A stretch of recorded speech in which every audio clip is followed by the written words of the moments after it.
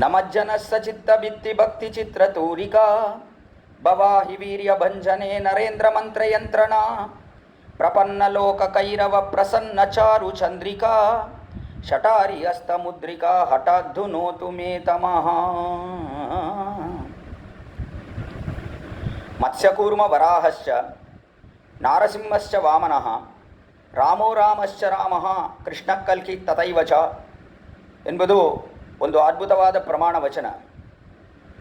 ಆ ವಚನಕ್ಕೆ ಅನುಗುಣವಾಗಿ ಭಗವಾನ್ ಶ್ರೀಮನ್ನಾರಾಯಣನು ಈ ಲೋಕದಲ್ಲಿ ಒಂದು 10 ಅವತಾರಗಳನ್ನು ಮಾಡ್ತಾನೆ ಅಂತ ನಾವು ಪ್ರಧಾನವಾಗಿ ನೋಡುತ್ತೇವೆ.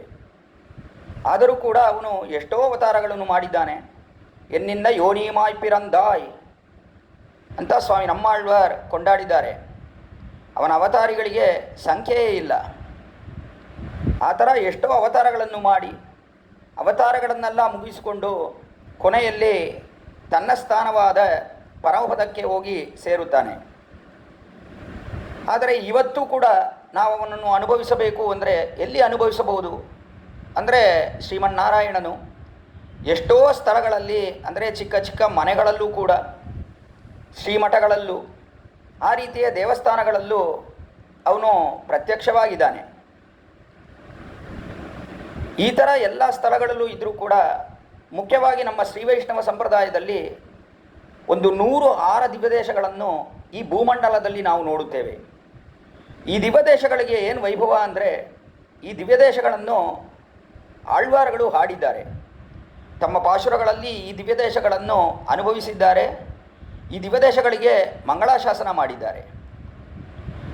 ಆ ಥರ ಇರುವ ದಿವ್ಯದೇಶಗಳಲ್ಲೂ ಕೂಡ ಇನ್ನೂ ವಿಶೇಷವಾದ ದಿವ್ಯದೇಶಗಳು ಅಂತ ಹೇಳಿದ್ರೆ ಒಂದು 8 ಸ್ಥಳಗಳು, ಅವುಗಳು ಸ್ವಯಂ ವ್ಯಕ್ತ ಕ್ಷೇತ್ರಗಳು ಅಂತ ಕೊಂಡಾಡಲು ಬತ್ತಿದೆ.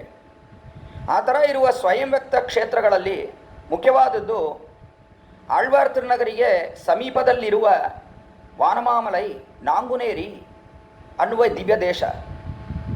ಆ ದಿವ್ಯದೇಶದಲ್ಲಿ ಭಗವಾನ್ ತೋತಾದ್ರಿ ನಾಥ, ಆ ರೀತಿಯೇ ಅಲ್ಲಿ ಶ್ರೀವರಮಂಗ ನಾಚಿಯರ್ ಅಂತ ಶ್ರೀದೇವಿ ನಾಚಿಯರ್ ಇವರುಗಳು ಪ್ರಸನ್ನವಾಗಿದ್ದಾರೆ.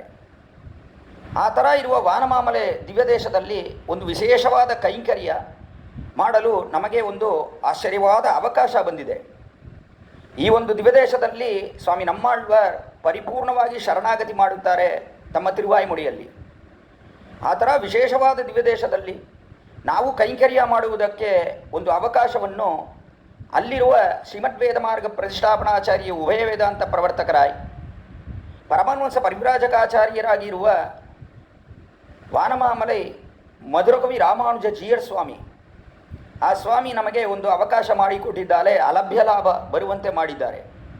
ಆ ಸ್ವಾಮಿಗೆ ಭಗವಂತನ ನಿಯಮ, ಅವನು ನಿಯಮಿಸಿದ್ದಾನೆ ನಮಗೆ ಒಂದು ದಿವ್ಯವಾದ ಸ್ವರ್ಣ ರಥ ಮಾಡಬೇಕು ಅಂತ. ಆ ನಿಯಮನಕ್ಕೆ ಅನುಗುಣವಾಗಿ ಸ್ವಾಮಿಯು ಇವಾಗ ಆ ಒಂದು ಕೈಂಕರ್ಯವನ್ನು ಪ್ರಾರಂಭಿಸಿದ್ದಾರೆ. ಆ ಕೈಂಕರ್ಯಗಳಲ್ಲಿ ನಾವು ನಮ್ಮಕ್ಕೆ ಆದಷ್ಟು ಸಹಾಯವನ್ನು ಮಾಡಬೇಕು. ಎಷ್ಟು ವಿಶೇಷವಾದ ಕೈಂಕರ್ಯ! ಭಗವಂತನಿಗೆ ಸ್ವರ್ಣಮಯವಾದ ಒಂದು ರಥ ಅದನ್ನು ನಿರ್ಮಾಣ ಮಾಡಲು ಸ್ವಾಮಿ ಪ್ರಾರಂಭಿಸಿದ್ದಾರೆ ಅಂದರೆ ಎಷ್ಟು ವಿಶೇಷವಾದ ಕೈಂಕರ್ಯ! ಆ ಕೈಂಕರ್ಯದಲ್ಲಿ ನಾವು ಪಾಲುಗೊಳ್ಳಬೇಕು ಅಂತ ಸ್ವಾಮಿಯ ಅಭಿಲಾಷೆ. ಆ ಕೈಂಕರ್ಯ ನಮಗೂ ಸಿಗುವಂತೆ ಸ್ವಾಮಿ ಮಾಡಿದ್ದಾರೆ.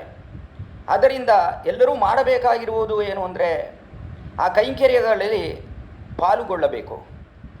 ಹೇಗೆ ಅಂದರೆ ಅದಕ್ಕೆ ದ್ರವ್ಯ ಸಹಾಯ ಮಾಡ್ಬೋದು. ನಾವು ಕೈಂಕರ್ಯ ಮಾಡಬೇಕು, ಭಗವಾನಿಗೆ ಶರೀರದಿಂದ ಕೈಂಕರ್ಯ ಮಾಡಬೇಕು, ಮನೋವಾಕ್ಕಾಯಗಳಿಂದ ಕೈಂಕರ್ಯ ಮಾಡಬೇಕು.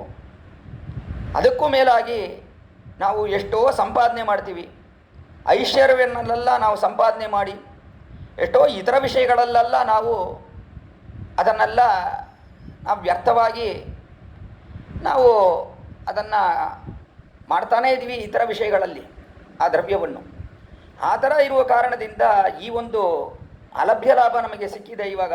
ಏನಂದರೆ ಆ ಒಂದು ದ್ರವ್ಯ ಐಶ್ವರ್ಯವನ್ನು ಕೊಂಡು ಭಗವಾನಿಗೆ ಕೈಂಕರ್ಯ ಮಾಡುವುದು. ಭಗವಾನಿಗೆ ಕೈಂಕರ್ಯ ಮಾಡುವುದು ಎಷ್ಟು ವಿಶೇಷ!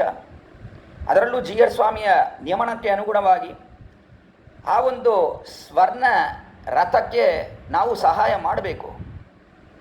ಅದು ಹೇಗೆ ಮಾಡ್ಬೋದು ಅಂದರೆ, ಅದಕ್ಕೆ ಸ್ವಲ್ಪ ಕಡಿಮೆ ಅಂದರೂ ಕೂಡ ಒಂದು 5,000 ರೂಪಾಯಿ ಆದರೂ ಕೊಡಬೇಕು ಆ ಕೈಂಕರ್ಯಕ್ಕೆ. ಅದಕ್ಕೂ ಮೇಲಾಗಿ ನಮ್ಮ ಮನಸ್ಸನ್ನು ವಿಶಾಲವಾಗಿ ಮಾಡಿಕೊಂಡು ಎಷ್ಟು ಬೇಕಂದರೂ ನಾವು ಕೊಡ್ಬೋದು. ಅದು ಕೊಡಬೇಕು. ಎಷ್ಟು ನಮಗೆ ಆಗತ್ತೋ, ಎಷ್ಟು ಶಕ್ತಿ ಇದೆಯೋ ಅಷ್ಟು ಶಕ್ತಿ ಕೊಂಡು ನಾವು ಈ ಕೈಂಕರ್ಯವನ್ನು ನೆರವೇರಿಸಬೇಕು. ಇದಕ್ಕೂ ಮೇಲಾಗಿ ಇನ್ನೂ ಒಂದು ಸ್ವಾಮಿ ಮಾಡಿದ್ದಾರೆ. ಅದು ಏನಂದರೆ, ದಿನವೂ ಶ್ರೀ ವಿಷ್ಣು ಸಹಸ್ರನಾಮ ಪಾರಾಯಣ. ಆ ವಿಷ್ಣು ಸಹಸ್ರನಾಮ ಪಾರಾಯಣ ಅದು 108 ಸರಿ ಮಾಡುವುದು. 1008 ಜನರು ಅದರಲ್ಲಿ ಪಾಲ್ಗೊಳ್ಳಬೇಕು ಅಂತ ಒಂದು ನಿಯಮನ.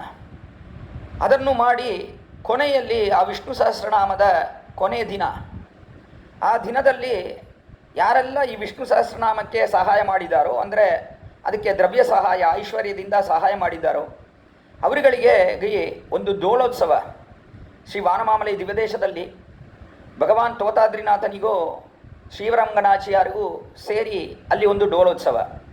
ಆ ಡೋಲೋತ್ಸವದಲ್ಲಿ ನಿಮ್ಮ ಹೆಸರುಗಳನ್ನೆಲ್ಲ ಹೇಳಿ ಒಂದು ಸಂಕಲ್ಪ ಮಾಡಿ, ನಿಮಗೆ ವಿಶೇಷವಾದ ಒಂದು ಫಲ ಸಿಗಬೇಕು ಅಂತ ಸ್ವಾಮಿಯ ಅಭಿಲಾಷೆ. ಶ್ರೀ ವಿಷ್ಣು ಸಹಸ್ರನಾಮ ಪಾರಾಯಣ ಅಂದರೆ ಎಲ್ರಿಗೂ ಗೊತ್ತು.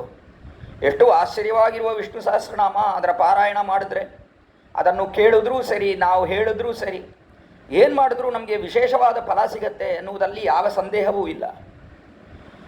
ಅದರಿಂದ ಅದನ್ನು ಹೇಳದಿದ್ದರೂ ನಾವು ಕೇಳದಿದ್ದರೂ ಕೂಡ ದಿನ ಬೆಳಗ್ಗೆ ಸಾಯಂಕಾಲ ಅದು ನಡೆಯುತ್ತದೆ.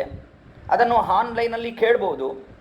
ನಮಗೆ ಕೇಳೋಕ್ಕೆ ಅವಕಾಶ ಇಲ್ಲ ಅಥವಾ ಹೇಳೋಕ್ಕೆ ಅವಕಾಶ ಇಲ್ಲ ಅಂತ ಇದ್ದರೂ ಕೂಡ ಅದರ ಫಲ ನಮಗೆ ಖಂಡಿತ ಬಂದು ಸೇರುತ್ತೆ. ಅದು ಹೇಗೆ ಅಂದರೆ, ಈ ಒಂದು ರಥ ನಿರ್ಮಾಣಕ್ಕೆ ನಾವು ಸಹಾಯ ಮಾಡಿದ್ರೆ, ಆ ಕೈಂಕರ್ಯದಲ್ಲಿ ನಾವು ಪಾಲ್ಗೊಂಡ್ರೆ ನಮಗೂ ಆ ವಿಷ್ಣು ಸಹಸ್ರನಾಮದ ಪರಿಪೂರ್ಣ ಫಲ ಬಂದು ಸೇರುತ್ತೆ. ಅಂದರೆ ಶಿವರಮಂಗನಾಚಿಯ ತೋತಾದ್ರಿನಾಥನ ಪರಿಪೂರ್ಣ ಕಟಾಕ್ಷ ನಮ್ಮ ಮೇಲೆ ಬೀಳತ್ತೆ.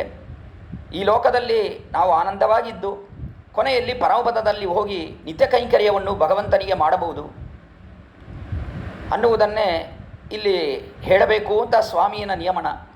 ಆ ನಿಯಮನಕ್ಕೆ ಅನುಗುಣವಾಗಿ ಅಡಿಯೇನ್ ಇಳವೆಲ್ಲಿ ಶ್ರೀರಾಮ್ ಈ ಒಂದು ಗೋಷ್ಠಿಯಲ್ಲಿ ಎಲ್ಲರಲ್ಲೂ ಒಂದು ಪ್ರಾರ್ಥನೆ ಏನಂದರೆ, ಈ ವಿಶೇಷವಾದ ಸ್ವರ್ಣ ರಥಕ್ಕೆ ಎಲ್ಲರೂ ಮನಸ್ಸನ್ನು ವಿಶಾಲವಾಗಿ ಮಾಡಿಕೊಂಡು ಆ ಒಂದು ವಿಷ್ಣು ಸಹಸ್ರನಾಮ ಪಾರಾಯಣದಲ್ಲೂ ಪಾಲ್ಗೊಂಡು ಆ ರೀತಿಯೇ ಈ ಒಂದು ಕೈಂಕರ್ಯಕ್ಕೂ ಆದಷ್ಟು ನೀವು ಸಹಾಯ ಮಾಡಬೇಕು. ಅಲ್ಲಿ ನಿತ್ಯ ತದಿಯಾರಾಧನೆಯೂ ನಡೀತಾ ಇದೆ ವಾನಮಾಮಲೆ ದಿವ್ಯದೇಶದಲ್ಲಿ. ಆ ರೀತಿಯೇ ಆ ತದಿಯಾರಾಧನೆ, ಅದಕ್ಕೆ ಮೇಲೆ ಅಲ್ಲಿ ಗೋಶಾಲೆ ಇದೆ. ಆ ಗೋಶಾಲೆಗೆ ಈ ಕೊಡುವ ದ್ರವ್ಯಗಳೆಲ್ಲ ಅಲ್ಲೂ ಹೋಗಿ ಸೇರುತ್ತೆ. ಅದರಿಂದ ಮನಸ್ಸನ್ನು ವಿಶಾಲ ಮಾಡಿಕೊಂಡು ಚೆನ್ನಾಗಿ ಈ ಕೈಂಕರ್ಯವನ್ನು ನೀವೆಲ್ಲ ನೆರವೇರಿಸಬೇಕು ಅಂತ ನಿಮ್ಮಲ್ಲಿ ಪ್ರಾರ್ಥಿಸಿ ನಿಲ್ಲಿಸುತ್ತೇನೆ. ಶ್ರೀಮತ್ತೇ ವಿಷ್ಣುಚಿತ್ತಾರ್ಯ ಮನೋನಂದನ ಹೇತವೇ ನಂದನಂದನ ಸುಂದರ್ಯೈ ಗೋದಾಯೇ ನಿತ್ಯಮಂಗಳಂ ಶ್ರೀನಗರ್ಯಾಂ ಮಹಾಪುರ್ಯಾಂ ತಾಂಬರಪರ್ನುತ್ತರೇ ತಟೆ ಶ್ರೀತಿಂದ್ರಿಣೀ ಮೂಲಧಾಮ್ನೇ ಷಡಗೋಪಾಯ ಮಂಗಳಂ ಶ್ರೀಮತೇರ್ಮ್ಯಜಾಮಾತೃಮುನೀಂದ್ರಾಯ ಮಹಾತ್ಮನೆ ಶ್ರೀರಂಗವಾಸಿನೇ ಭೂಯಾತ್ ನಿತ್ಯಶ್ರೀರ್ನಿತ್ಯಮಂಗಳಂ. ಶ್ರೀಮತೆ ರಾಮಾನುಜಾಯ ನಮಃ. ಶ್ರೀಮದ್ವರವರ ಮುನಯೇ ನಮಃ. ಶ್ರೀಮತೆ ವಾನಾಚಲ ಮಹಾಮುನಯೇ ನಮಃ.